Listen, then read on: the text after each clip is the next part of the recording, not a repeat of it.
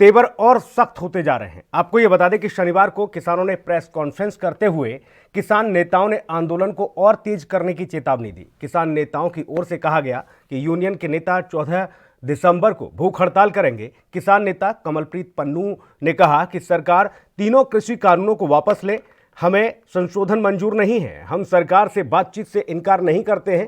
साथ ही पन्नू ने आगे कहा कि हमारे गांव से चल पड़े लोग हैं और जो लगातार आगे बढ़ रहे हैं, और इसके लिए जो लोग आगे बढ़ रहे हैं उनको रोकने के लिए नाना प्रकार के प्रपंच किए जा रहे हैं। उन्होंने कहा कि अभी हमारा धरना दिल्ली के 4 पॉइंट पर चल रहा है। रविवार को राजस्थान बॉर्डर से हजारों किसान ट्रैक्टर मार्च निकालेंगे और दिल्ली जयपुर हाईवे बंद करेंगे।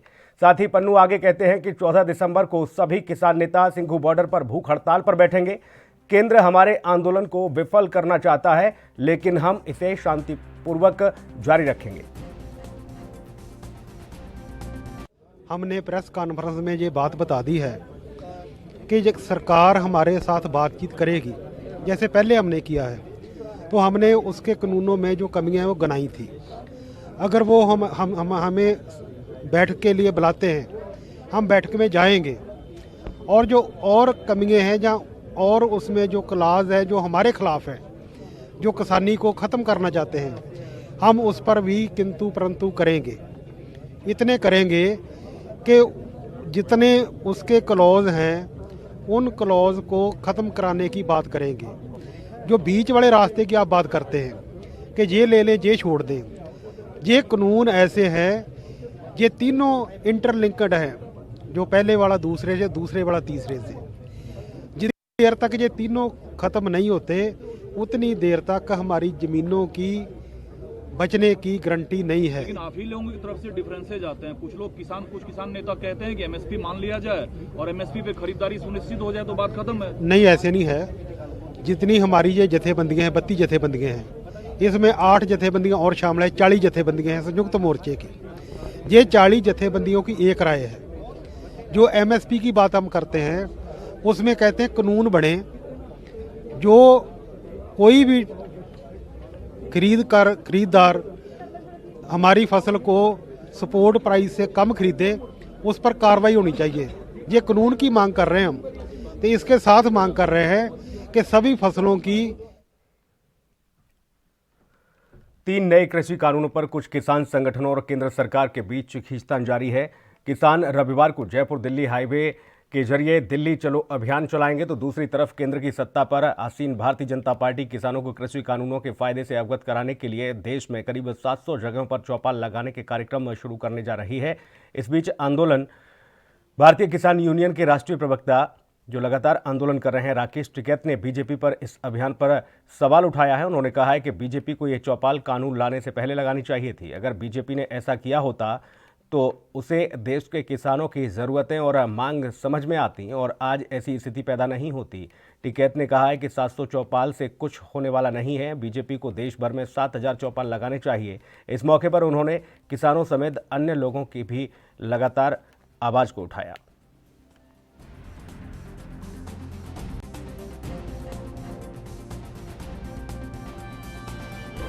नहीं, हम काम नहीं कर रहे भाई। वे टाइम बताएंगे, दिन बताएंगे, स्थान बताएंगे, तो वे बताएं, हम भी चर्चा कर लेंगे।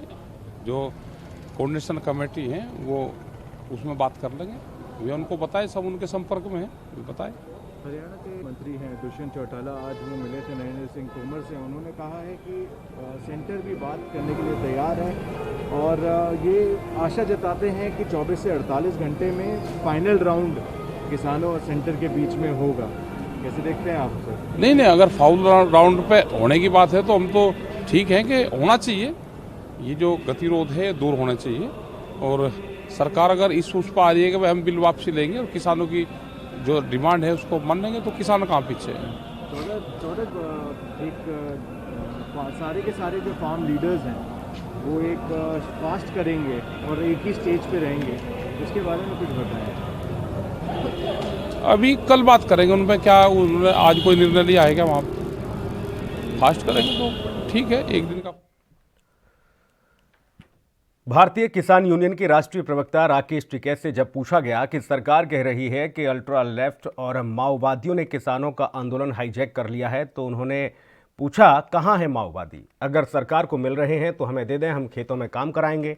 उन्होंने यह भी कहा कि हमारे खुफिया तंत्र को उन्हें अब तक तो पकड़ लेना चाहिए था। अगर इस पूरे मामले पर किसी भी प्रतिबंधित संस्था का कोई भी शख्स हमारे आसपास घूम रहा है तो उन्हें जेल में डाला जाए। हमें तो ऐसा कोई शख्स नहीं यहाँ दिख रहा, अगर हमें दिख रहा होता तो हम उसे यहाँ से खदेड़ देते।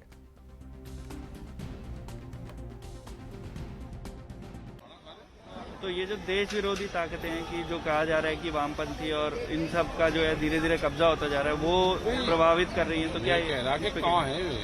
हमारी सेंट्रल इंटेलिजेंस कहाँ है? उन्हें पकड़े कहाँ है?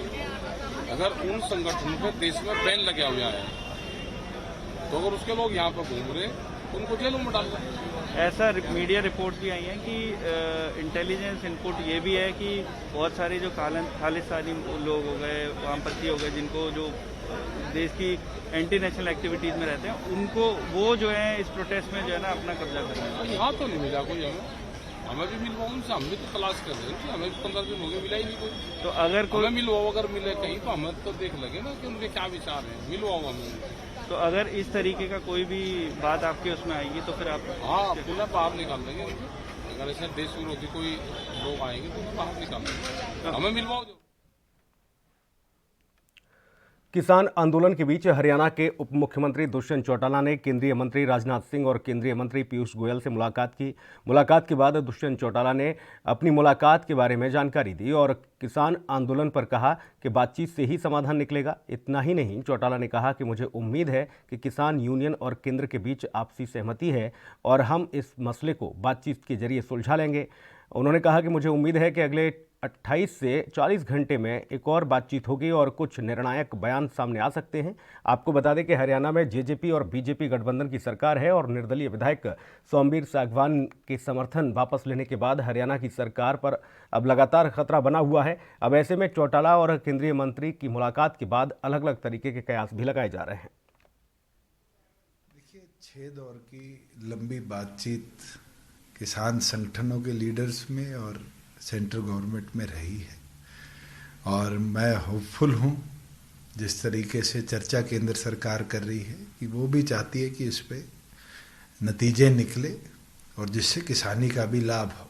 जो उनके सुझाव थे केंद्र ने लिखित में अधिकतम मानने का काम किया है। 1-2 सुझावों पे कहीं आज भी कोई स्टैंड ऑफ है तो उसको केंद्र भी क्लियर करने को तैयार है, मगर चर्चा वार्ता का ही नतीजे लेकर आएगा। और मैं उम्मीद रखता हूं कि अगले 24 से 48 घंटे के बीच में फाइनल दौर की चर्चा कर इस पे कुछ कंक्लूसिव केंद्र सरकार और किसान संगठन, अलग अलग यूनिट्स पंजाब से आए हैं और कुछ लोग हरियाणा उत्तर प्रदेश के भी हैं, मगर रिजल्ट्स तो जब ही निकलेंगे जब चर्चा होगी। अगर इस चीज की आज टसल लगाकर कोई बैठे कि हम चर्चा ही नहीं करेंगे तो फिर नतीजे भी नहीं आएंगे। और मैं उम्मीद भी करता हूं, अपील भी करता हूं कि आज चर्चा कर वार्ता कर हम म्यूचुअली पॉजिटिव रिजल्ट लेकर आए जिससे किसानी को और खेती को लाभ हो।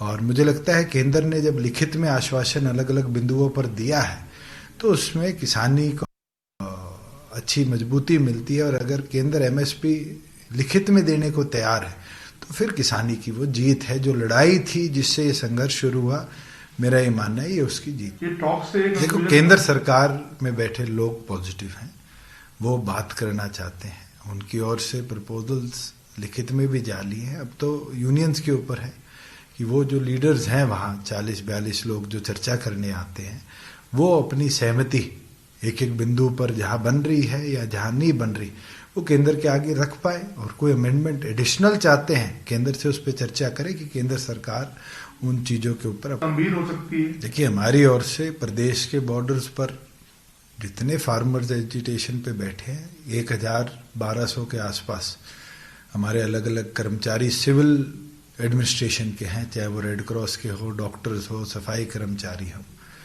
अपनी ओर से इंटेलिजेंस एजेंसीज भी काम करी। मगर आज के दिन जो लोग पंजाब से आए हैं उनका रवैया पॉजिटिव रहा है और हम उम्मीद करते हैं कि इसी तरीके से पॉजिटिव रहे, कोई ऐसा एलिमेंट इनके बीच में।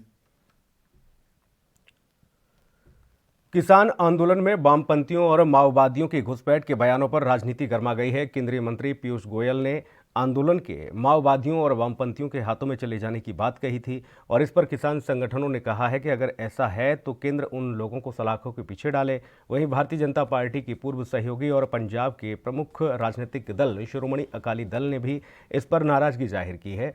साथ ही आपको बता दें कि सुखबीर बादल ने कहा है कि किसान संगठनों को खालिस्तानियों और राजनीतिक दलों की संज्ञा देकर आंदोलन को बदनाम करने की कोशिश की जा रही है। अगर कोई केंद्र से असहमत है तो उन्हें देशद्रोही कहते हैं। यह दुर्भाग्यपूर्ण है। ऐसे बयान देने वाले मंत्रियों को सार्वजनिक रूप से माफ़ी मांगनी चाहिए। हम केंद्र के इस रवैये से और ऐसे बयानों की निंदा करते हैं। साथ ही केंद्र किसानों की बात सुनने के बजाय उनकी आवाज़ दबाने की कोशिश कर रहा है। जब किसान कृषि कानून नहीं चाहते हैं तो क्यों उनके नाम पर यह कृषि कानून दिया जा रहा है। मेरा प्रधानमंत्री नरेंद्र मोदी जी से अनुरोध है कि वह किसानों की बात सुनें।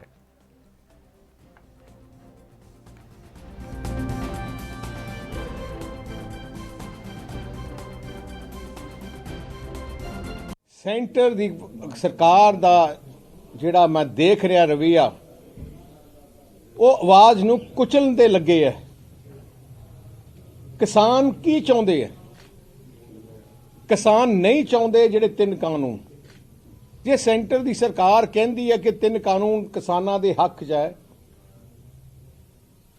ਲੱਖਾਂ ਕਿਸਾਨ ਕਹਿੰਦੇ ਆ ਕਿ ਸਾਡੇ ਹੱਕ 'ਚ ਨਹੀਂ।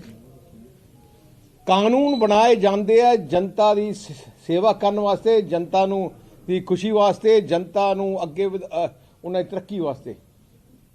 ਜੇ ਜਿਸ ਵਰਗ ਲਈ ਤੁਸੀਂ ਕਾਨੂੰਨ ਬਣਾ ਰਹੇ ਹੋ, ਜੇ ਉਹ ਵਰਗ ਹੀ ਖੁਸ਼ੀ ਨਹੀਂ, ਉਹ ਕਾਨੂੰਨ ਨਾਲ ਖੁਸ਼ ਨਹੀਂ ਜਾਂ ਵਰਗ ਚਾਹੁੰਦਾ ਹੀ ਨਹੀਂ, ਤੇ ਫਿਰ ਆਪਾਂ ਡਿਕਟੇਟਰਸ਼ਿਪ ਵਾਲਾ ਵਰਗਾ ਰਵੱਈਆ क्यों कर रहे हैं? पंजाब की संगरूर पहुंचे नेता विपक्ष हरपाल चीमा ने केंद्र सरकार पर निशाना साधा। उन्होंने आंदोलन को लेकर कहा कि सरकार को अपना अड़ियल रवैया छोड़ देना चाहिए और तीनों कानूनों को रद्द कर देना चाहिए। उन्होंने यह भी कहा कि घटिया राजनीति छोड़कर किसानों की मांग को मानना चाहिए। उन्होंने कहा है कि किसानों का संघर्ष लंबा चल सकता है। किसान अपने साथ कई महीने का राशन लेकर गए हैं।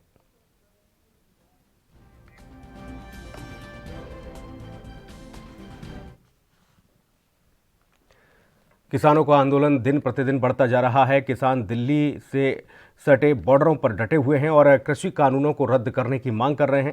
साथ ही किसानों के आंदोलन पर पंजाब कांग्रेस के अध्यक्ष सुनील जाखड़ ने भी अपनी प्रतिक्रिया दी है।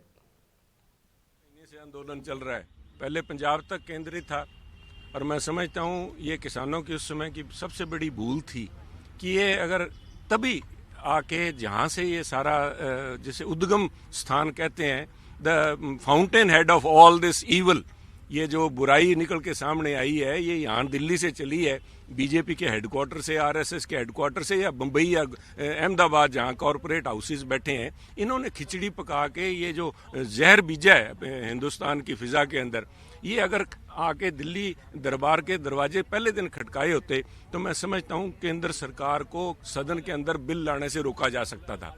किसान भावुकता में आके पंजाब के अंदर रेलवे ट्रैक पे बैठ, हमारी पंजाब सरकार ने बार बार प्रयास किया। कैप्टन साहब ने 2 दफा सारी यूनियंस के साथ यही बेनती की कि पंजाब का बड़ा भारी नुकसान हो रहा है। पंजाब के ऊपर इवन इकोनॉमिक सैंक्शंस, जो कि विदेश में या ड्यूरिंग एक्ट ऑफ वॉर एक देश दूसरे देश के खिलाफ, जैसे अमेरिका ने इराक के खिलाफ या क्यूबा के खिलाफ बे ऑफ पिग्स में या स्ट्रेट ऑफ हॉर्मुज में जिस तरह ब्लॉकेड किया था, हमारा रेलवे ब्लॉकेड किया गया, इकोनॉमिक सैंक्शंस लगाई गई, जीएसटी रोका गया, हमारा आरडीएफ रूरल डेवलपमेंट फंड रोका गया, परंतु पंजाब सरकार इसके बावजूद किसानों के साथ डटी रही।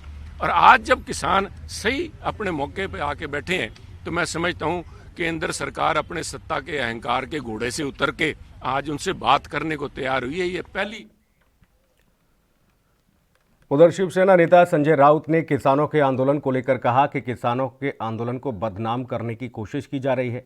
किसानों को पूरे देश का समर्थन मिल रहा है। और क्या कुछ कहा उन्होंने, सुनाते हैं आपको। हरियाणा के किसान हैं, आप जाकर देखिए, ये आंदोलन को बदनाम करने की साजिश है, ये हमेशा होती है।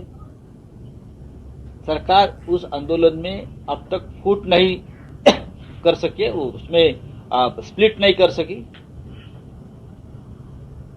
क्या है उसमें? कभी उनको खालिस्तानी कहेंगे, कभी पाकिस्तानी कहेंगे, कभी और कुछ कहेंगे।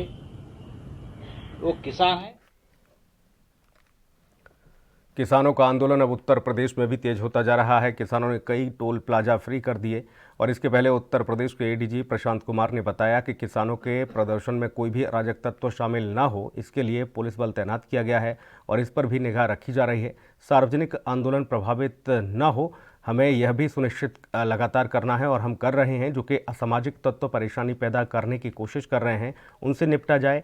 कृषि कानूनों को लेकर सरकार के प्रस्ताव को ठुकराकर किसानों ने आंदोलन को तेज करते हुए सभी टोल प्लाजाओं को फ्री करने का आह्वान किया और इसे देखते हुए उत्तर प्रदेश पुलिस सतर्क हो गई और जिले के सभी टोल पर विशेष पुलिस फोर्स की तैनाती की गई। किसान आंदोलन के मद्देनज़र सभी करीब 130 टोल प्लाजाओं पर पुलिस का कड़ा पहरा देखने को मिला। राष्ट्रीय राजमार्ग समेत सभी प्रमुख हाईवे पर पुलिस पूरी तरह से सतर्क नजर आई। डीजीपी मुख्यालय ने सभी जिलों में सुरक्षा व यातायात व्यवस्था को लेकर पूरी मुस्तैदी बरतने के कड़े निर्देश जारी किए।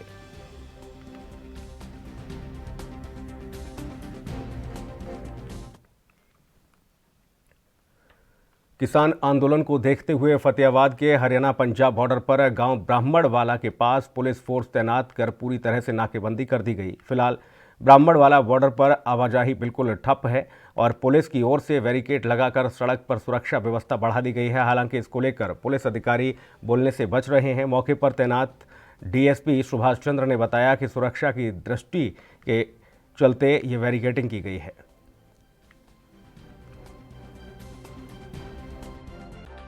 ये तो जो है ना, अब from the point of view of security point के लिहाज से जो है ना, एहतियात के तौर पर हमने यहाँ नाकाबंदी कर रखी है ब्राह्मणवाला चौकी के पास में। और बाकी जो है ना, यहाँ फोर्स जो है ना, रूटीन के अंदर भी हमने।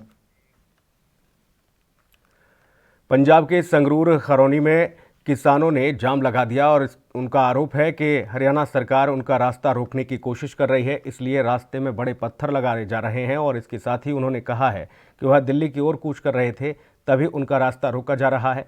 लेकिन उनका संघर्ष जारी रहेगा और कृषि कानून के खिलाफ वह प्रदर्शन करते रहेंगे जब तक ये कानून वापस नहीं लिए जाते।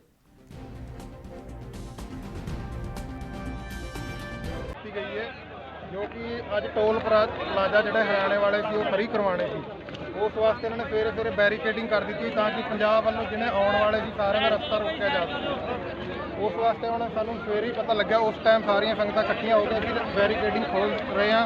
पूरा प्रशासन जो परले पासे नाल खड़ा होया वो अगे हुण जा रहा, असीं रास्ता खोलण दी शुरू।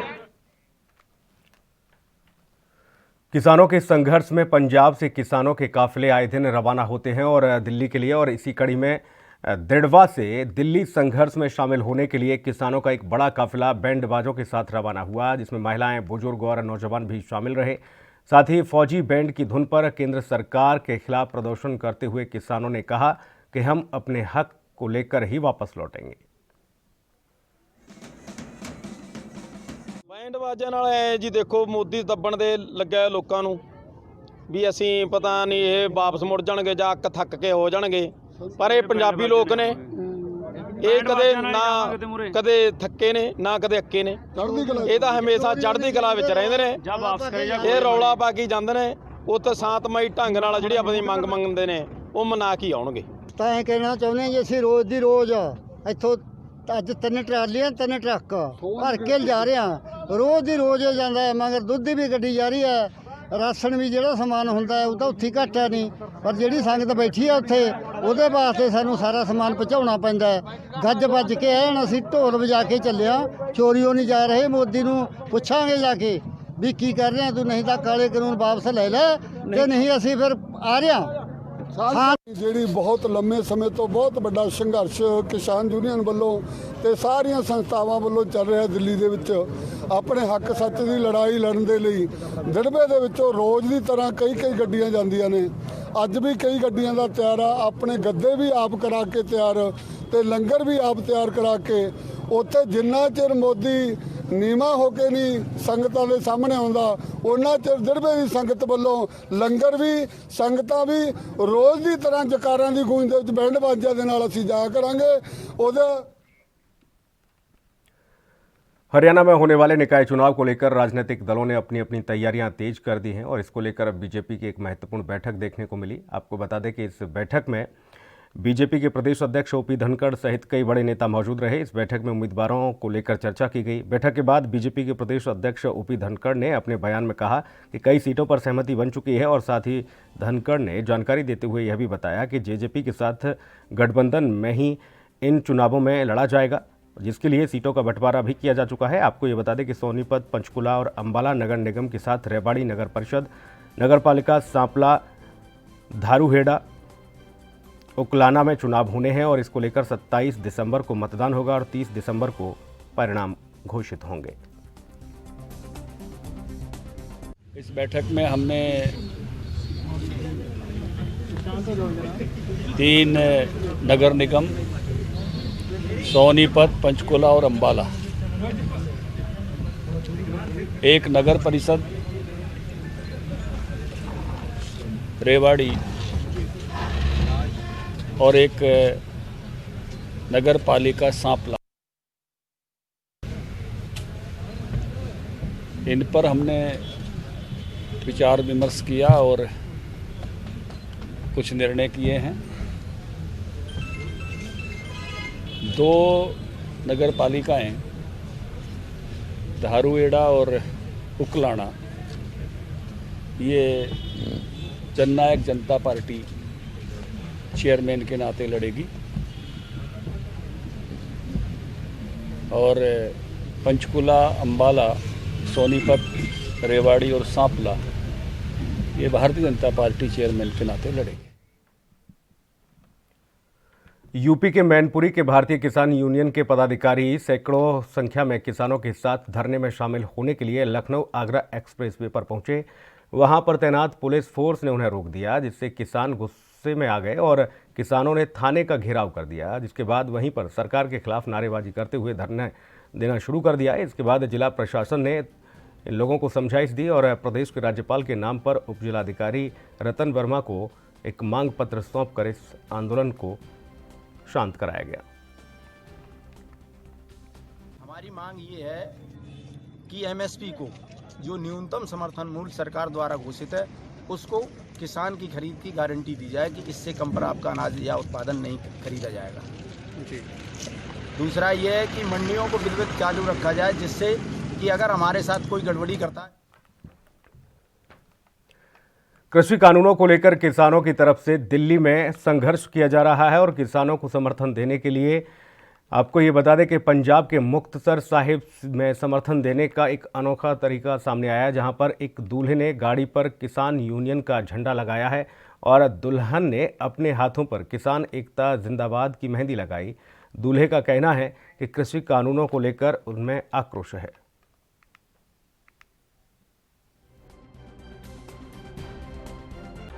ਸਾਡੇ ਮਤਲਬ ਰੋਸ ਆ ਸਾਡੇ 'ਚ, ਅਸੀਂ ਸਰਕਾਰਾਂ ਨੂੰ ਦਿਖਾਉਣਾ ਚਾਹੁੰਦੇ ਆ ਤੇ ਅਸੀਂ ਚਾਹੁੰਦੇ ਆ ਵੀ ਹੋਰ ਵੱਧ ਤੋਂ ਵੱਧ ਲੋਕ ਜਿਹੜੇ ਹੈਗੇ ਆ ਸੰਘਰਸ਼ ਨਾਲ ਜੁੜੀ ਜਾਣ, ਹੋਰ ਵੀ ਸਾਰੇ ਦੇਸ਼, ਪੂਰੇ ਦੇਸ਼ ਦੇ ਵਿੱਚੋਂ। ਨੌਜਵਾਨ ਪੀੜ੍ਹੀ ਨੂੰ ਕੀ ਸੰਦੇਸ਼ ਦੇਣਾ ਚਾਹੁੰਦੇ ਹੋ ਤੁਸੀਂ? ਨੌਜਵਾਨ ਪੀੜ੍ਹੀ ਨੂੰ ਮਤਲਬ ਜਿੰਨਾ ਆਪਾਂ ਪ੍ਰਚਾਰ ਕਰਾਂਗੇ ਓਨਾ ਹੀ ਮਤਲਬ ਇਹ ਚੀਜ਼ਾਂ, ਆਪਣਾ ਸੰਘਰਸ਼ ਹੋਰ ਵੀ ਮਜ਼ਬੂਤ ਹੋਊਗਾ। ਮੈਂ ਚਾਹੁੰਦਾ ਕਿ ਹਰ ਨੌਜਵਾਨ तीनों खेतीबाड़ी कानूनों को रद्द करवाने के लिए किसान पूरे देश में संघर्ष कर रहे हैं। पंजाब के बठिंडा में भी टोल प्लाजा को फ्री करवाया गया और टोल प्लाजा का घेराव किसानों ने किया। किसान यूनियन के कार्यकर्ताओं ने कहा कि जब तक केंद्र सरकार काले कानूनों को वापस नहीं लेगी, तब तक इसी तरह से ये कार्यक्रम होते रहेंगे। जब तक यह काले कानून वापस नहीं होंगे, दिल्ली में भी किसान जो बैठे हैं वो वापस नहीं लौटेंगे और कॉरपोरेट घरानों के सभी कारोबार बंद करके उनके सामने प्रदर्शन किया जाएगा। ਇਹ ਜੀ ਟੋਲ ਪਲਾਜ਼ੇ ਅੱਜ ਨਹੀਂ ਹੈ, ਇਹ ਸਾਡੇ ਦਾ ਪੰਜਾਬ ਦੇ ਵਿੱਚ 73 ਦਿਨ ਹੋ ਗਏ ਕਰਿਆਂ ਨੂੰ। ਅੱਜ ਸਾਰੇ ਭਾਰਤ ਦੇ ਵਿੱਚ ਹੈ। ਸਰਕਾਰ ਨੂੰ ਚੇਤਾਵਨੀ ਦੇਣਾ ਚਾਹੁੰਦੇ ਵੀ ਇਹ ਕਾਲੇ ਕਾਨੂੰਨ ਜਿਹੜੇ ਲਿਆਂਦੇ ਨੂੰ ਵਾਪਸ ਲਓ, ਨਹੀਂ ਇਹ ਜਿਹੜੇ ਵੱਡੇ ਘਰਾਣਿਆਂ ਦੇ ਹੋਰ ਸਾਧਨ ਉਹ ਸਾਰੇ ਬੰਦ ਕੀਤੇ ਜਾਣਗੇ, ਕਿਉਂਕਿ ਕਾਲੇ ਕਾਨੂੰਨ ਅਸੀਂ ਮੰਗੇ ਹੀ ਨਹੀਂਗੇ, ਸਾਨੂੰ ਲੋੜ ਹੀ ਨਹੀਂ। ਇਸ ਕਰਕੇ ਇਹਨਾਂ ਨੂੰ ਖਤਮ ਕਰਨਾ ਚਾਹੀਦਾ, ਰੱਦ ਕਰਨਾ ਚਾਹੀਦਾ, ਨਾ ਇਹ ਲੋਕਾਂ ਦੀ ਲੋੜ ਹੈ। ਸਰਕਾਰ ਕਿਤੇ ਨਾ ਕਿਤੇ ਸੋਧ ਕਰਨ ਨੂੰ ਮੰਨੀ ਹੈ, ਕੀ ਕਹੋਗੇ? ਇਹ ਸੋਧ ਦੀ ਲੋੜ ਹੀ ਨਹੀਂ, ਇਹਦਾ ਬੰਦ ਖਤਮ ਕਰਨੇ ਚਾਹੀਦੇ ਨੇ। ਕਾਲੇ ਕਾਨੂੰਨ ਰੱਦ ਕਰਨੇ, ਇਹ ਸੋਧ ਤਾਂ ਅਸੀਂ ਮੰਗਦੇ ਹੀ ਨਹੀਂ, ਸੋਧ ਅਸੀਂ ਮੰਗੇ ਹੀ ਨਹੀਂ ਕਾਨੂੰਨ ਵੀ ਲਿਆਓ, ਕਿਉਂਕਿ ਇਹਨਾਂ ਨੇ ਆਪਦੀ ਮਰਜ਼ੀ ਨਾਲ ਬਣਾਏ ਨੇ, ਲੋਕਾਂ ਦੀ ਮਰਜ਼ੀ ਨਹੀਂ। ਲੋਕ ਇਸ ਦੇ ਵਿਰੋਧ ਕਰ ਰਹੇ, ਸਾਰਾ ਭਾਰਤ ਉੱਠਿਆ ਵਾ ਇਹ ਕਾਲੇ ਕਾਨੂੰਨਾਂ ਨੂੰ ਰੱਦ ਕਰਨ। ਉਹਨਾਂ ਚਿਰ ਸੰਘਰਸ਼ ਚੱਲਣਾ, ਉਹਨਾਂ ਚਿਰ ਸੰਘਰਸ਼ ਪਿੱਛੇ नहीं हटता, भाਵੇਂ साल लगे, 2 साल लगे, 4 साल लगे। हरियाणा के रोहतक में आंदोलन कर रहे किसानों ने रोहतक और उसके आसपास हाईवे पर बने 4 टोल प्लाजा फ्री करवा दिए और जिसके बाद किसान टोल पर रोड के बीचों बीच धरने पर बैठ गए। किसानों का कहना है कि जब तक केंद्र सरकार कृषि कानूनों को वापस नहीं लेती है तब तक उनका यह आंदोलन जारी रहेगा। किसानों ने जनता को हो रही परेशानी का जिम्मेदार भी केंद्र सरकार को ही ठहराया। किसान के ऊपर लादा गया कानून बना दिया इन्होंने कि जो भी किसान पराली जलाता पा गया खेत में 1 करोड़ रुपये जरिमाना, 5 साल की सजा। ये हालत देख लो किसान के ऊपर, पराली जलाने के ऊपर 1 करोड़ रुपये का जरिमाना। आज जो टोल फ्री करे हैं आपने, ये उसी आंदोलन का हिस्सा है? उसी आंदोलन का हिस्सा है बिल्कुल। ये रिलायंस के सारे हैं। रिलायंस का इस देश को गिरवी धरना चाहती है मोदी की सरकार। कितना लंबा चलेगा आंदोलन? आंदोलन का तो सरकार के हाथ में है। किसान संघर्ष समन्वय समिति ने बता दी, लिख के दे दिए सारे के सारे मुद्दे। आप बिल्कुल नहीं झुकेंगे? देखो इसका उल्टे ये बिना कोई समाधान नहीं, बीच का कोई रास्ता होता नहीं। बीच के रास्ते की इसमें कोई गुंजाइश नहीं है। 500 के 500 तो ये वापस लो, अगली बात जब करेंगे ये कि हम। पंजाब के किसान कृषि कानूनों के विरोध में दिल्ली से सटे बॉर्डर पर पूरी तरह से डटे हुए हैं, तो वहीं किसानों के परिवार की महिलाएं घर और खेती का काम संभाल रही हैं। महिलाओं को काफ़ी परेशानी का सामना करना पड़ रहा है। महिलाओं का कहना है कि केंद्र सरकार कृषि कानूनों को जल्द से जल्द वापस ले ले ताकि किसान अपने घर वापस लौट सकें और अपनी खेतीबाड़ी को संभाल सकें। जी ਪਹਿਲਾਂ ਵੀ ਇਹਨਾਂ ਦੇ ਜਿਹੜੇ ਧਰਨੇ ਸੀ ਚੱਲੀ ਜਾਂਦੇ ਸੀ। ਪਹਿਲਾਂ ਤਾਂ ਗੱਡੀਆਂ ਤੇ ਇਹਨਾਂ ਨੇ ਜਾਮ ਲਾ ਰੱਖੇ ਸੀ ਜੀ, ਉੱਥੇ ਸੀ। ਹੁਣ ਉਦੋਂ ਬਾਅਦ ਹੁਣ ਦਿੱਲੀ ਨੂੰ ਕੂਚ ਕਰਿਆ ਇਹਨਾਂ ਨੇ। ਦਿੱਲੀ ਬੈਠੇ ਨੇ, ਕਿਤੇ ਘਰ ਆਉਂਦੇ ਨੇ, ਕੀ ਕਹਿਣਾ 10 ਦਿਨਾਂ ਤੋਂ ਘਰੇ ਆਉਂਦੇ ਨੇ।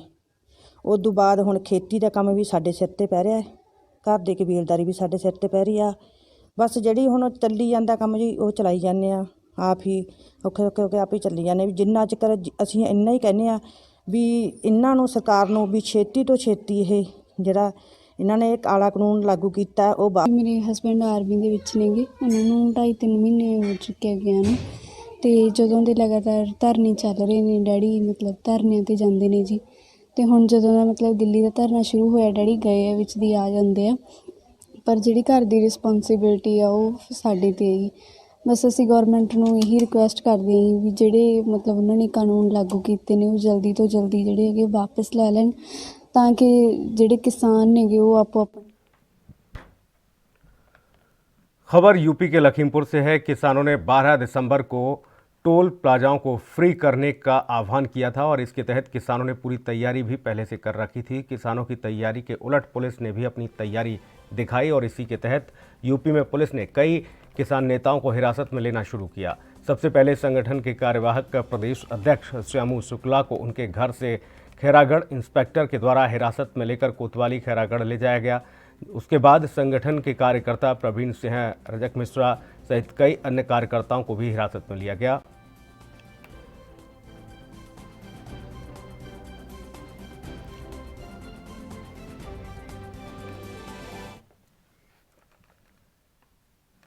वक्त एक ब्रेक का है, जल्द लौटेंगे।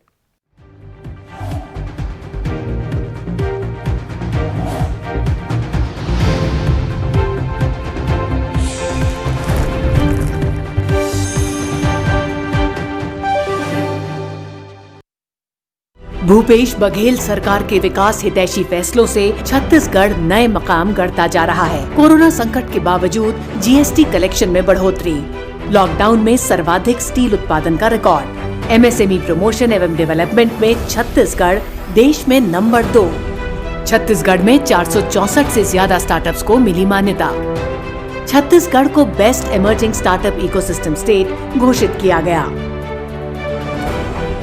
छत्तीसगढ़ की नई औद्योगिक नीति बनाते वक्त ही हमारा लक्ष्य स्पष्ट था कि हमें कोर सेक्टर उद्योगों के साथ साथ कृषि आधारित उद्योगों और वैश्विक तकनीकी आधारित उद्योगों की भी स्थापना और विकास करना है। स्पंज आयरन एवं स्टील सेक्टर के उद्योगों के लिए विशेष पैकेज घोषित। कोर सेक्टर उद्योगों को पूरे राज्य में विद्युत शुल्क छूट। छत्तीसगढ़ राज्य खाद्य प्रसंस्करण मिशन की अवधि 31 अक्टूबर 2024 तक बढ़ाई गई। भूजल के औद्योगिक उपयोग के लिए निर्धारित जल दरों में कमी। MSME को स्थायी पूंजी निवेश अनुदान की सुविधा। उद्योगों के लिए 15 दिन में भूमि का डायवर्जन। किसानों को स्थानीय स्तर पर ही समुचित मूल्य दिलवाने के लिए धान और गन्ने पर आधारित जैव ईंधन बायो इथेनॉल के उत्पादन को उच्च प्राथमिकता श्रेणी में शामिल किया गया। 2 साल के भीतर भूपेश बघेल सरकार के नेतृत्व में छत्तीसगढ़ ने जिस तरह संभावनाओं के द्वार खोले हैं, वो पूरे देश को राह दिखा रहा है। लखनऊ से लेकर चंडीगढ़ तक, मुंबई से लेकर रायपुर तक, क्या है राजनीति की हलचल, क्या है समाज का मिजाज।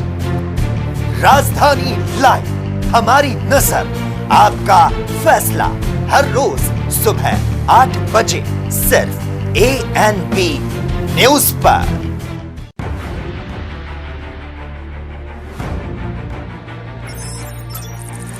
खबर चाहे सियासत की हो या सरकार की,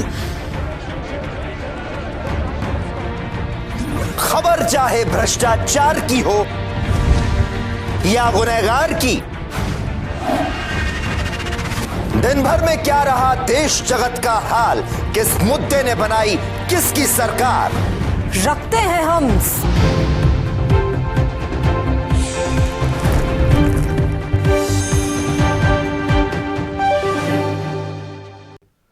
ब्रेक के बाद स्वागत है आपका। बढ़ेंगे खबरों में आगे। यूपी के मथुरा में यमुना एक्सप्रेस वे पर टोल फ्री कराने पहुंचे भारतीय किसान यूनियन के जिलाध्यक्ष राजकुमार तोमर सहित 1 दर्जन किसानों को पुलिस ने हिरासत में लिया। आपको बता दें कि भारत सरकार द्वारा बनाए गए कृषि कानूनों के खिलाफ भारतीय किसान यूनियन द्वारा किए जा रहे विरोध प्रदर्शन और आंदोलन के दौरान मथुरा में यमुना एक्सप्रेस वे पर जाकर विरोध प्रदर्शन किया गया था, जिसमें मथुरा के किसानों ने टोल प्लाजा को लगभग आधे घंटे तक टैक्स फ्री करा दिया। जैसे ही इसकी जानकारी पुलिस को मिली, पुलिस मौके पर पहुंची और किसानों को हिरासत में लिया गया।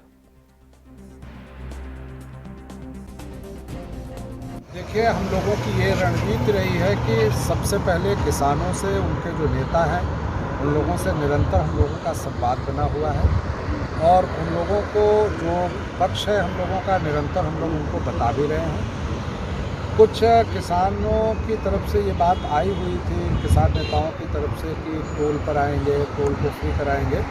ऐसा कुछ नहीं है। पूरे जनपद में हमारे पूरी तरह से शांति व्यवस्था कायम है। किसी प्रकार की कोई लैंड ऑर्डर की समस्या नहीं है। मैं SSP, हमारे सभी COs, SDM, CDM सब लोग निरंतर भ्रमणशील हैं। देखिए, जन सामान्य के आवागमन में कोई दिक्कत ना हो, जो रूटीन चल रहा है उसमें कोई अराजकता ना हो, कोई शांति भंग ना हो, इसके लिए विगत दिनों के भांति आज भी पूरे जनपद में जगह जगह पर विशेष रूप से जो हमारे टोल हैं वहाँ पर पुलिस बल और मैजिस्ट्रेट्स की तैनाती की गई है। अराजक तत्वों पर नज़र रखी जा रही है और ये सुनिश्चित किया जा रहा है कि चाहे वो टोल हो, चाहे एक्सप्रेसवे हो, चाहे NH हो या और भी कोई मार्ग हो, वो सुचारू रूप से चलता रहे, किसी भी व्यक्ति को आवागमन में कोई दिक्कत ना हो। और आज का जो प्रयास रहा है वो आपके सामने है, वो सफल रहा है। और अयोध्या के लखनऊ गोरखपुर हाईवे पर उस वक्त अफरा तफरी की स्थिति पैदा हो गई जब केंद्र सरकार के किसान विरोधी बिलों के विरोध में भारतीय किसान यूनियन के किसानों ने रोनाही थाना क्षेत्र के तहसीनपुर टोल प्लाजा के पास बने टोल पर अपना विरोध जाहिर करते हुए हल्ला बोल दिया और इस दौरान गुस्साए किसानों ने जमकर नारेबाजी करते हुए यहां स्थिति को अनियंत्रित कर दिया। कुछ वक्त के लिए आवागमन को भी बाधित करने की कोशिश की। मौके पर भारी पुलिस बल और सुहावल के तहसीलदार ने पहुंचकर स्थिति को नियंत्रित करने की कोशिश की। इस बीच नारेबाजी करते हुए किसानों और पुलिस प्रशासन के बीच तीखी झड़प भी देखने को मिली। आपको ये बता दें कि अनियंत्रित किसानों को रोकने के लिए पुलिस प्रशासन को किसानों के साथ हाथापाई भी करनी पड़ी। फिलहाल काफ़ी मान मनोबल के बाद किसान ज्ञापन देने को तैयार हुए। भारतीय किसान यूनियन के प्रदेश सचिव घनश्याम वर्मा के नेतृत्व में किसानों ने तहसीलदार सुहावल को राष्ट्रपति से संबंधित एक ज्ञापन सौंपकर तीनों कृषि कानूनों को रद्द करने और डीजल की कीमतों में रियायत देने के साथ ही टोल पर किसानों को छूट देने की मांग की।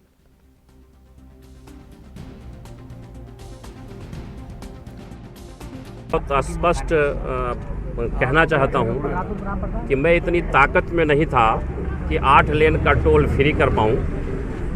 मैं यहाँ पंचायत किया हूँ, मैं उसका विरोध किया हूँ, मैं टोल फ्री करने का प्रयास किया हूँ, लेकिन भारी पुलिस बल ने हमको जो है हमसे ज़्यादा संख्या में थी कि हमको नहीं करने दिया। ज्ञापन ये है कि इनका काम तो ये है कि हमारे ज्ञापन को माननीय प्रधानमंत्री तक भेजने का काम करें और ये अपना इनका जो माध्यम होगा उसको उसके माध्यम से ये भेज देंगे। इनका काम इतना है केवल कि दिल्ली को चारों तरफ से हम घेर के रखे हैं। जहां हमारी ताकत मजबूत है वहां टोल भी फ्री है, फ्री चल रहे हैं। और अभी 27 तारीख को भी हम लोगों ने रोड जाम किया था, 8 को भारत बंद किया था और आज 12 को जो है ये टोल फ्री करने का कार्यक्रम था। 14 को हमारा जिला मुख्यालय पर प्रदर्शन है।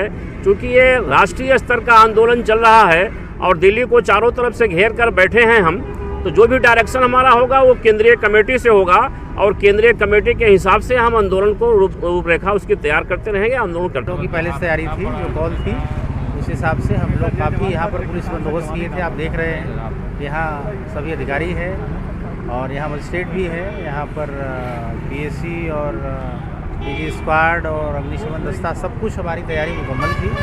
और इनको देख रहे हैं आप कि बिल्कुल ये सड़क पे नहीं आने पाए और ये बिल्कुल जो लोग आए भी थे तो पीसफुली एक किनारे सड़क से बाहर ये थोड़ी देर इन लोगों ने आपस में बातें की और अपना ज्ञापन दिया और ज्ञापन देने के बाद यहाँ से डिस्पर्स हो रहे हैं। तो पूरी तरह से पीसफुल रहा और यहाँ पर कोई भी कानून का उल्लंघन।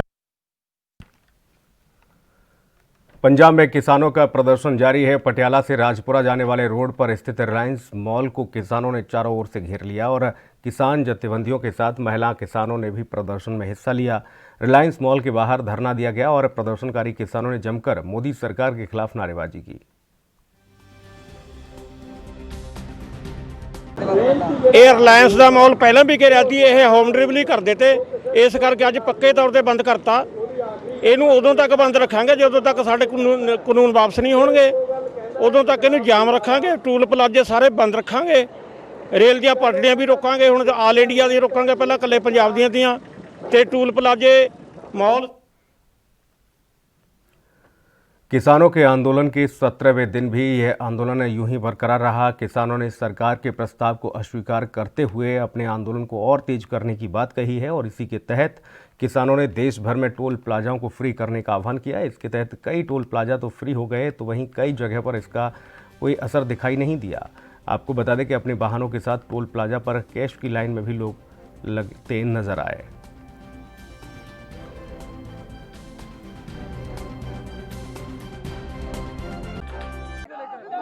हमें अपना ये टोल फ्री करना है और सभी किसान जिसके नजदीक जो भी टोल है वो टोल को फ्री करेगा और फ्री कराने के लिए हम आए।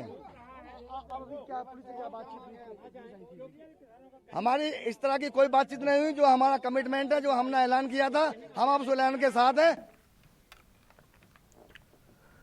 देश भर में किसानों का प्रदर्शन जारी है तो वहीं किसानों के प्रदर्शन के 17वें दिन भारतीय किसान यूनियन के आह्वान पर टोल टैक्स फ्री किए जाने की मांग को लेकर किसानों ने यूपी के हापुड़ में भी टोल प्लाजा का घेराव कर लिया।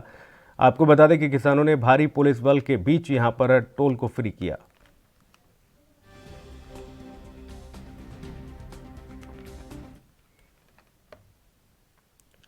किसान आंदोलन को देखते हुए बाराबंकी से होकर गुजरने वाला अयोध्या लखनऊ राजमार्ग या फिर लखनऊ बहराइच राजमार्ग, इन दोनों मार्गों पर टोल प्लाजा के चप्पे चप्पे पर पुलिस बल तैनात देखने को मिला। पुलिस यहां किसानों को रोककर उन्हें मनाने में लगी हुई थी, लेकिन किसान हैं कि मानने को तैयार नहीं हुए। किसान नेताओं की गिरफ्तारी के बाद किसानों ने हाईवे को जाम करने की कोशिश की।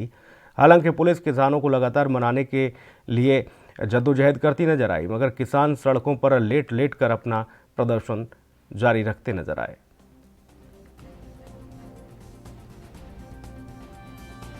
हमको हमारा अधिकार है, अधिकार की बात करने हमारी जो किसान भाई दिल्ली में पड़े हुए हैं अपने हक की मांग के लिए, हम उसके लिए भगवान प्रभु श्री राम और बजरंग बली से दर्शन करके प्रार्थना करने जा रहे थे कि प्रभु हमारे दिल्ली के किसानों को न्याय दिलाइए। इंसान के बस की बात नहीं, भगवान से मांग लें। तो यहाँ पे पंजाब सरकार और कृषि विभाग की ओर से किसानों को लगातार गेहूं और धान की फसलों के अलावा दूसरी फसलों की तरफ भी प्रेरित किया जा रहा है और यही कारण है कि अब किसान दूसरी फसलों की तरफ भी अपना रुझान बढ़ाने लगा है।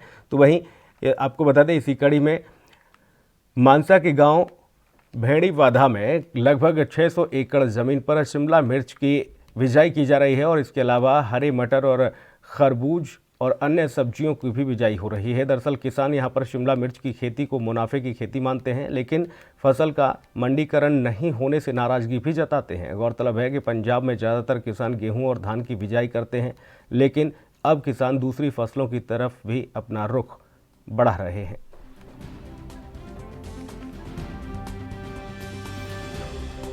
ਜਿਵੇਂ ਪਿਛਲੇ ਸਾਲ ਮਿਰਚ ਲੱਗੀ ਸੀਗੀ ਜਾਂ ਕੋਈ ਵੀ ਸਬਜ਼ੀਆਂ ਲੱਗੀਆਂ ਸੀਗੀਆਂ, ਹੋਰ ਸਾਡੇ ਭੈਣੀ ਬਾਗਾ ਦੇ ਵਿੱਚ 4-450 ਕਿੱਲਾ ਪਿਛਲੀ ਵਾਰ ਲੱਗਿਆ ਸੀ। ਐਤਕੀ ਵੱਧ ਕੇ 6-650 ਕਿੱਲਾ 600 ਕਿੱਲੇ ਵਾਂਗੂ ਹੈਗਾ ਐਤਕੀ। ਉਹਦੇ ਵਿੱਚ ਮਿਰਚ ਵੀ ਆ ਗਈ ਤੇ ਨਾਲ ਕਾਚਰੀ ਵਗੈਰਾ ਆ ਗਏ। ਇਹਦੇ ਵਿੱਚ ਦਿੱਕਤ ਇਹ ਹੈ ਕਿ ਸਾਨੂੰ, ਕਿਉਂਕਿ ਸਰਕਾਰ ਨੇ ਬੜਾ ਜ਼ੋਰ ਲਾਇਆ ਵੀ ਜਿਹੜੀਆਂ ਬਦਲਵੀਆਂ ਫਸਲਾਂ ਬੀਜੋ, ਝੋਨੇ ਕਣਕ ਚੋਂ ਬਾਹਰ ਨਿਕਲਣ ਕਿਸਾਨ, ਖਾਸ ਕਰਕੇ ਸਾਡੇ ਪਿੰਡ ਦੇ ਤਾਂ ਨਿਕਲੇ ਹੈ, ਪਰ ਇਹਦੇ ਸਮੱਸਿਆ ਵੱਡੀ ਇਹ ਹੈ ਹੁਣ ਜਿਵੇਂ ਬੱਚਿਆਂ ਸਮੇਤ ਸਾਰਾ ਇਹ 'ਚ ਮਿਹਨਤ ਕਰਦੇ ਆ, ਗੋਡੀ ਕਰਦੇ ਆ, ਮਿਰਚਾਂ ਨੂੰ ਮਿੱਟੀ ਲਾਉਂਦੇ ਆ, ਨਾਲ ਫਿਰ ਲਾਉਣੀ ਪੈਂਦੀ ਹੈ, ਫਿਰ ਕਾਗਜ਼ ਪਾਉਣਾ ਪੈਂਦਾ ਮਹਿੰਗੇ ਭਾਅ ਦਾ, ਤੇ ਜਿਹੜਾ ਇਹਦਾ ਵੇਚਣ ਵੇਲੇ ਸਾਨੂੰ ਜਿਹੜੇ ਵਪਾਰੀ ਹੈ ਉਹ ਪੂਰਾ ਰੇਟ ਨਹੀਂ ਕਿਸਾਨਾਂ ਨੂੰ ਮਿਲ ਰਿਹਾ।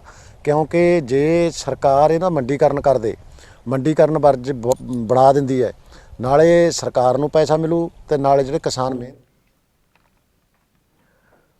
हरियाणा की रोहतक के महम स्थित अपने कार्यालय पर राज्यसभा सांसद रामचंद्र जांगड़ा ने पत्रकारों को संबोधित करते हुए कहा कि कृषि क्षेत्र में बनाए गए तीनों कानून किसानों के लिए फायदेमंद हैं। उन्होंने कहा कि भोले भाले किसानों को विपक्ष गुमराह कर रहा है। जांगड़ा ने कहा है कि यहाँ पर MSP रहेगी, मंडियाँ रहेंगी, किसान समूह बनाकर किसी भी कंपनी से कॉन्ट्रैक्ट कर सकते हैं। जांगड़ा ने कहा है कि किसान सही बात करने के बजाय गुमराह करने वाली बात को जल्दी पकड़ते हैं। उन्होंने कहा कि पंजाब के किसानों को मुख्यमंत्री कैप्टन अमरिंदर और पूर्व मुख्यमंत्री प्रकाश सिंह बादल ने हमेशा गुमराह किया है। उन्होंने कहा कि किसानों को आंदोलन वापस करके घर लौटना चाहिए।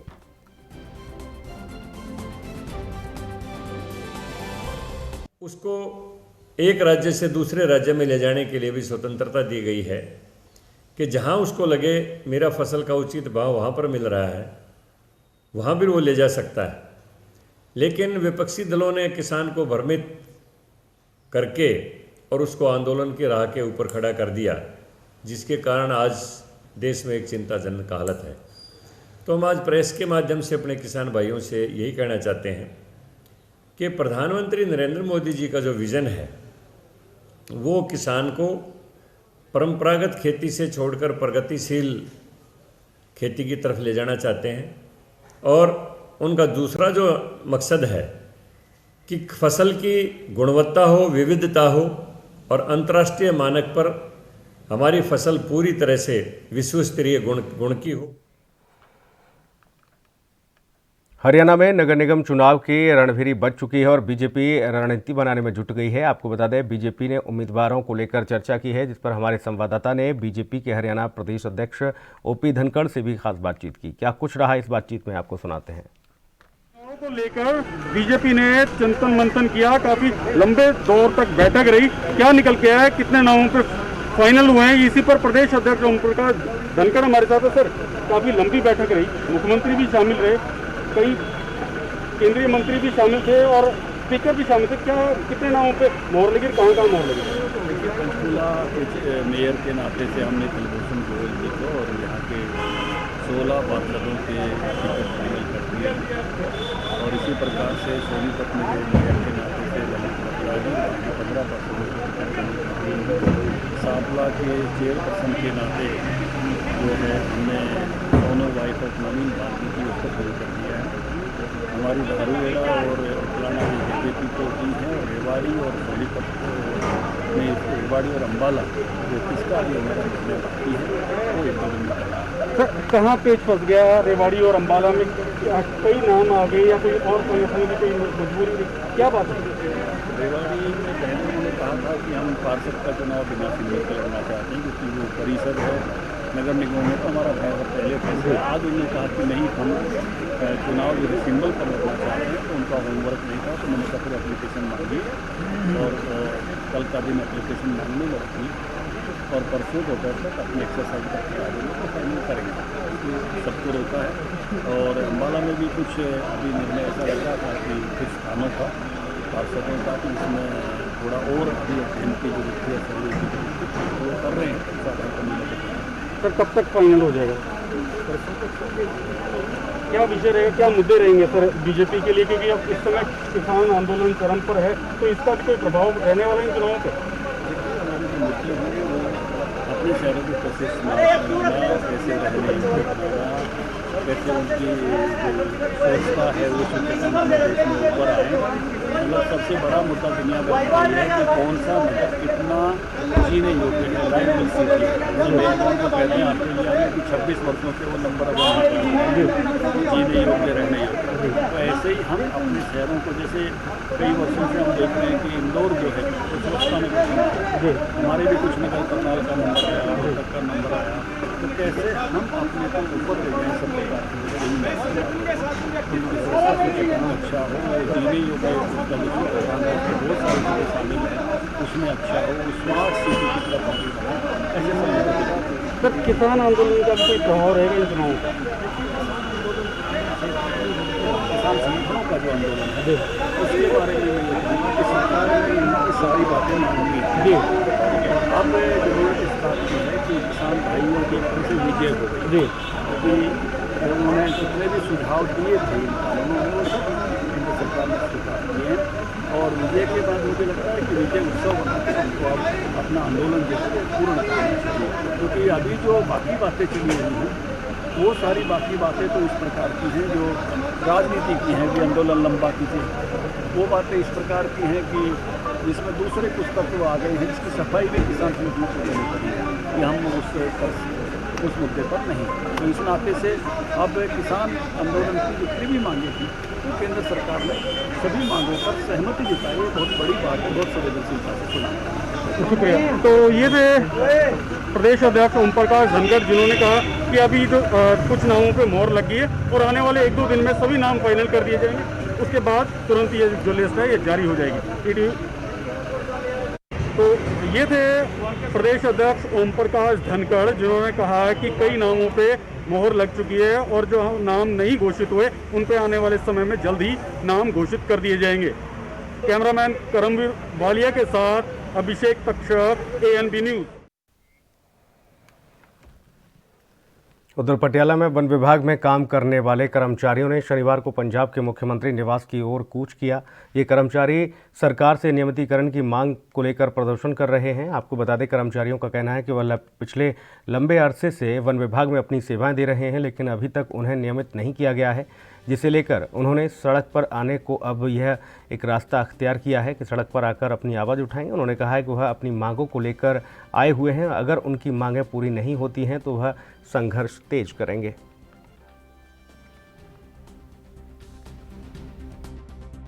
ਸਾਡੀਆਂ ਮੇਨ ਮੰਗਾਂ ਵਾ ਇੱਥੇ ਜੰਗਲਾਤ ਵਿਭਾਗ ਵਿੱਚ 20 ਸਾਲਾਂ ਤੋਂ ਪੱਕੇ ਕੰਮ ਕਰਦੇ ਆ ਰਹੇ ਆ ਕਿ ਕੱਚੇ ਵਰਕਰ ਕੰਮ ਕਰਦੇ ਆ ਰਹੇ ਆ, ਪਰ ਉਹਨਾਂ ਨੂੰ ਅਜੇ ਤੱਕ ਰੈਗੂਲਰ ਨਹੀਂ ਕੀਤਾ ਗਿਆ। 2016 ਦੇ ਨੋਟੀਫਿਕੇਸ਼ਨ ਅਨੁਸਾਰ ਸਰਕਾਰ ਨੇ ਕੰਡੀਸ਼ਨ ਬਣਾਈ ਵੀ ਜਿਹੜਾ 3 ਸਾਲ ਦੀ ਸਰਵਿਸ ਪੂਰੀ ਕਰਦਾ ਵਾ ਉਹਨੂੰ ਰੈਗੂਲਰ ਕੀਤਾ ਜਾਊਗਾ। ਉਸ ਵੇਲੇ ਕੈਪਟਨ ਸਾਹਿਬ ਨੇ ਗੁਟਕੇ ਤੇ ਹੱਥ ਰੱਖ ਕੇ ਸਹੁੰ ਖਾਧੀ ਸੀਗੀ ਵੀ ਆਉਣ ਵਾਲੇ 6 ਮਹੀਨਿਆਂ ਦੇ ਵਿੱਚ ਜਿਹੜੇ ਵੀ ਵਿਭਾਗ ਵਿੱਚ ਕੱਚੇ ਵਰਕਰ ਆ ਉਹਨਾਂ ਨੂੰ ਰੈਗੂਲਰ ਕੀਤਾ ਜਾਊਗਾ, ਪਰ ਉਹ ਜਿਹੜੇ ਕੋਈ ਵੀ ਵਾਅਦਾ ਵਫਾ ਨਹੀਂ ਹੋਇਆ, ਸਾਰੇ ਉਹਦੇ ਉਲਟ ਹੋਏ। ਕਿਉਂਕਿ ਅੱਜ 4 ਸਾਲ ਦਾ ਸਮਾਂ ਬੀਤ ਗਿਆ ਵਾ। ਇਹਨਾਂ ਨੇ ਅੱਜ ਤੋਂ 2 ਸਾਲ ਪਹਿਲੋਂ ਸਬ ਕਮੇਟੀ ਤਿਆਰ ਕੀਤੀ ਸੀਗੀ ਜਿਹਦੇ ਵਿੱਚ 5 ਮੰਤਰੀ ਸੀਗੇ, ਪਰ ਮੰਤਰੀਆਂ ਨੇ ਅਜੇ ਤੱਕ ਇੱਕ ਮੰਤਰੀ ਨਾਲ ਤ੍ਰਿਪਤ ਰਜਿੰਦਰ ਬਾਜਵੇ ਨਾਲ ਸਾਡੀ ਫੈਡਰੇਸ਼ਨ ਦੀ ਮੀਟਿੰਗ ਹੋਈ ਆ, ਪਰ ਉਹਦੇ कोरोना काल में डॉक्टर, नर्स और अस्पताल के स्टाफ महामारी से सीधी लड़ाई लड़ रहे हैं और इस बीच दिल्ली के नगर निगम अस्पतालों में कई महीनों से सैलरी न मिलने से डॉक्टर्स और अन्य स्टाफ अपना विरोध व्यक्त करते हुए हड़ताल पर चले गए हैं। इस बीच दिल्ली सत्तारूढ़ आम आदमी पार्टी ने नॉर्थ MCD पर निशाना साधते हुए भ्रष्टाचार का आरोप लगाया। आप नेता आतिशी ने कहा है कि नॉर्थ MCD साउथ MCD का 2500 करोड़ रुपए का बकाया माफ़ कर सकती है, लेकिन डॉक्टर और अस्पताल के स्टाफ की तनख्वाह नहीं दे सकती।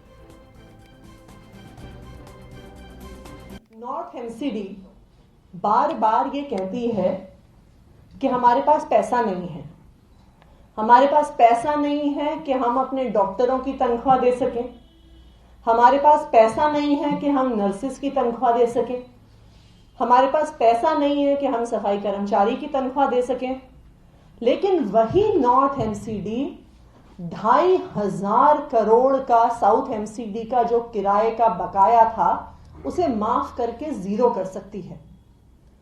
पिछले कई सालों से अगर आप साउथ एमसीडी के अकाउंट्स देखिए तो उसमें बहुत स्पष्ट रूप में लिखा रहता था कि 2,500 करोड़ सिविक सेंटर में जो एसडीएमसी का ऑफिस चलता है उसका किराया बकाया था। लेकिन इस साल के बजट में वो 2,500 करोड़ गायब हो जाता है, बकाया जीरो हो जाता है। तो सवाल ये है कि ये 2,500 करोड़ रुपए गए कहां? सवाल ये है कि इस 2,500 करोड़ को जीरो करने में किस भाजपा के साउथ एमसीडी के नेता के पास, किस भाजपा के नॉर्थ एमसीडी के नेता के पास कितने पैसे गए कि वो। राजस्थान के कोटा में जेके लोन अस्पताल में एक ही रात में 9 बच्चों की मौत होने के बाद अब राज्य सरकार एक्शन में आई है। 2 दिन से विपक्षी पार्टी बीजेपी लगातार कांग्रेस को घेर रही है, तो वहीं चिकित्सा मंत्री डॉक्टर रघु शर्मा ने बच्चों की मौत के मामले की जांच के लिए चिकित्सा शिक्षा आयुक्त के नेतृत्व में 4 सदस्यों की एक कमेटी गठित कर कोटा भेजी है। ये कमेटी कोटा जाकर बच्चों की मौत के हर एक प्रकरण की जांच करेगी। चिकित्सा मंत्री ने कमेटी को 3 दिन में रिपोर्ट देने को भी कहा है। तो वहीं पूर्व मुख्यमंत्री वसुंधरा राजे और बीजेपी प्रदेश अध्यक्ष सतीश पूनिया ने बच्चों की मौत की घटना को दुर्भाग्यपूर्ण बताया है। पूनिया ने ट्वीट कर कहा है कि सरकार अब तो जागो नहीं तो भागो। उधर कोटा अस्पताल में बीजेपी के नेताओं के पहुंचने पर कांग्रेस ने भी खूब बवाल काटा और अस्पताल के बाहर जमकर प्रदर्शन देखने को मिला।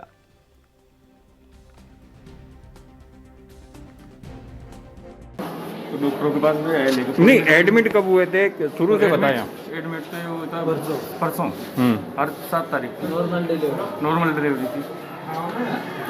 तो क्या हुआ था फिर उसके बाद में अंदर यहाँ पे कर लेना और यहाँ से बस सवेरे 5 बजे शाम को 5 बजे अंदर भेज दिया दूसरे रूम में। तो वहाँ पे भी नीचे डाल दिया ऐसे ही, बेड भी नहीं दिया, बाहर ही पटक दिया। फिर क्या हुआ? फिर वहाँ से हम उठा के उधर ले गए, वहाँ पे बताया था, तो वहाँ पे था। फिर उसके बाद में कुछ भी नहीं करा, फिर डॉक्टरों ने देखा भी नहीं। बच्चा कैसे खत्म हुआ? बच्चे कैसे खत्म हुए? बच्चा कैसे खत्म हुआ भाई, यहाँ दिखाई नहीं लाए। उत्तर प्रदेश के मुख्यमंत्री योगी आदित्यनाथ मुरादाबाद और गाजियाबाद के दौरे पर रहे। मुरादाबाद से सड़क मार्ग से मुख्यमंत्री गाजियाबाद जाते समय जनपद हापुड़ की तीर्थ नगरी गढ़मुक्तेश्वर के ब्रजघाट के गेस्ट हाउस में पहुंचे। मुख्यमंत्री योगी आदित्यनाथ गंगा नगरी में सिर्फ 5 मिनट रुके और उसके बाद सीएम का काफिला गाजियाबाद के लिए रवाना हुआ। इस दौरान गढ़मुक्तेश्वर विधायक कमल सिंह मलिक और हापुड़ डीएम और एसपी भी मौजूद रहे।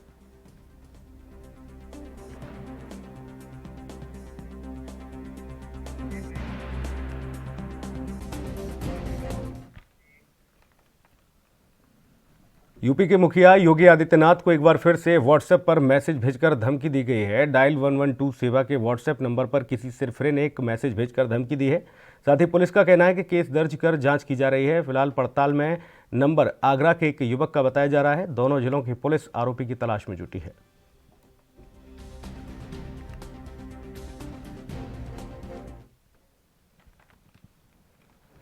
यूपी के कैबिनेट मंत्री चौधरी भूपेंद्र सिंह को उस समय दिक्कतों का सामना करना पड़ा जब सीएम योगी की मीटिंग के लिए पहुंचे भूपेंद्र सिंह को दरोगा ने गेट पर ही रोक लिया। बार बार पर्चे देने के बाद भी दरोगा ने उन्हें सर्किट हाउस के अंदर नहीं जाने दिया, जिसके बाद वो काफ़ी नाराज़ हो गए। और इसके बाद जब पुलिस वाले को पता चला कि वह यूपी सरकार में कैबिनेट मंत्री हैं तो उन्हें बार बार मनाने के लिए पहुंचा।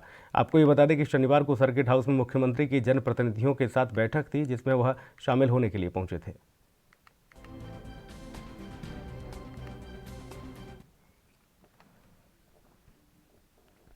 राष्ट्रीय स्वयंसेवक संघ के प्रमुख मोहन भागवत कोलकाता में स्थित संगठन कार्यालय पहुंचे और वहां पर भागवत ने संगठन के कई नेताओं से मुलाकात की। साथ ही कई बुद्धिजीवियों से भी मुलाकात हुई। भागवत इस दौरे को बेहद अहम माना जा रहा है। आपको बता दें कि उनके इस दौरे को बेहद खास और अहम माना जा रहा है। संघ की ओर से बताया गया है कि भागवत 2 दिनों तक कोलकाता में रहेंगे और इस दौरान वह राज्य के कुछ युवा प्रतिभाओं के साथ ही बुद्धिजीवियों से मुलाकात करेंगे। आपको ये बता दें कि 2 दिन पहले बंगाल में बीजेपी के राष्ट्रीय अध्यक्ष JP नड्डा के काफिले पर हुए हमले के बाद कोलकाता से लेकर दिल्ली तक राजनीति गरमाई हुई है। ऐसे में भागवत के दौरे से बंगाल में सत्तारूढ़ TMC की बेचैनी और बढ़ गई है। आपको बता दें कि अगस्त 2019 के बाद से अब तक यह भागवत की 5वीं बंगाल यात्रा है, तो वहीं इस साल उनकी दूसरी यात्रा बताई जा रही है। भागवत का मकसद संगठन को ब्लॉक स्तर तक मजबूत करना है और ऐसे में राजनीतिक विश्लेषकों का भी मानना है कि भागवत बीजेपी की ज़मीन तैयार करने के लिए बार बार बंगाल के दौरे पर आ रहे हैं।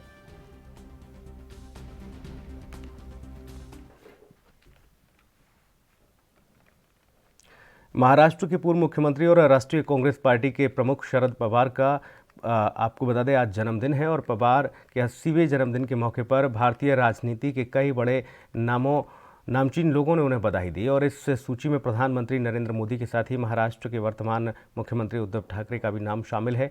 पूर्व केंद्रीय मंत्री पवार प्रमुख विपक्षी नेताओं में से एक हैं और उन्हें देश में बीजेपी विरोधी मोर्चे का प्रमुख चेहरा माना जाता है। तो वहीं राष्ट्रवादी कांग्रेस पार्टी के नेता प्रफुल्ल पटेल ने कहा है कि यह एक स्वच्छ और अच्छी परंपरा है कि सभी लोग, विरोधी दल के लोग भी उन्हें जन्मदिन की बधाई दे रहे हैं। यस, ये बात सही है। आज प्राइम मिनिस्टर नरेंद्र मोदी जी और गृह मंत्री अमित शाह जी ने सुबह हमारे नेता शरद पवार जी को 80वें जन्मदिन के निमित्त उनको शुभेच्छा के लिए फ़ोन किया था और ये एक अच्छी स्वस्थ परंपरा है, होनी भी चाहिए। राजनीति की जगह होनी चाहिए। बाकी ऐसे मामलों में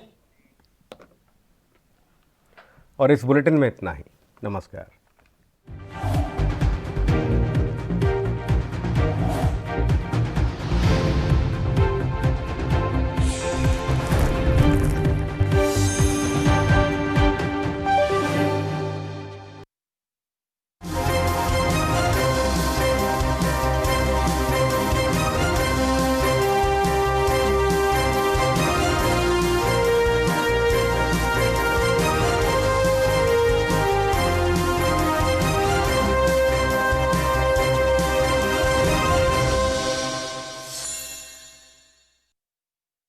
सबसे अलग अंदाज, हम बनेंगे आपकी आवाज। सवालों की धार, खबरों की बौछार, सिर्फ मेरे साथ ANB न्यूज पर।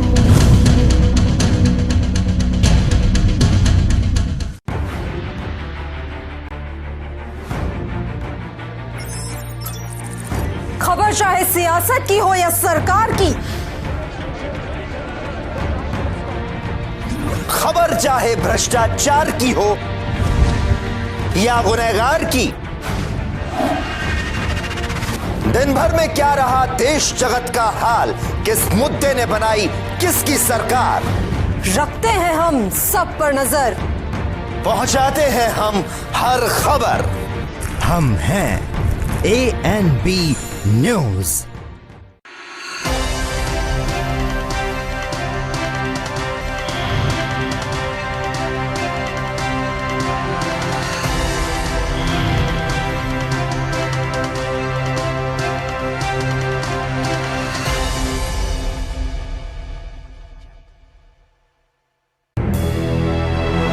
लखनऊ से लेकर चंडीगढ़ तक, मुंबई से लेकर रायपुर तक, क्या है राजनीति की हलचल, क्या है समाज का मिजाज। राजधानी लाइव, हमारी नजर, आपका फैसला, हर रोज सुबह 8 बजे सिर्फ ANB न्यूज पर।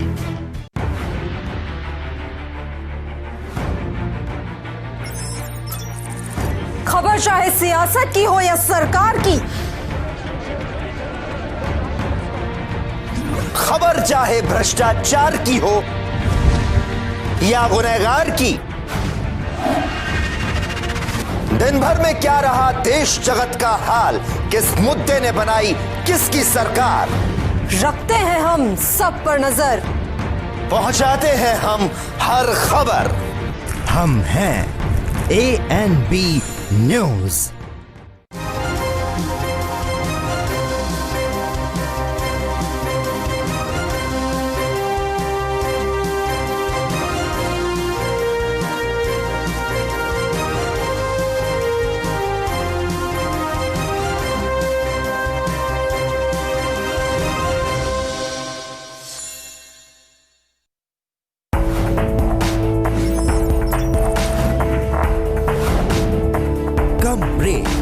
और ज्यादा खबरों के साथ देखिए ANB news in channel number पर। सबसे अलग अंदाज, हम बनेंगे आपकी आवाज, सवालों की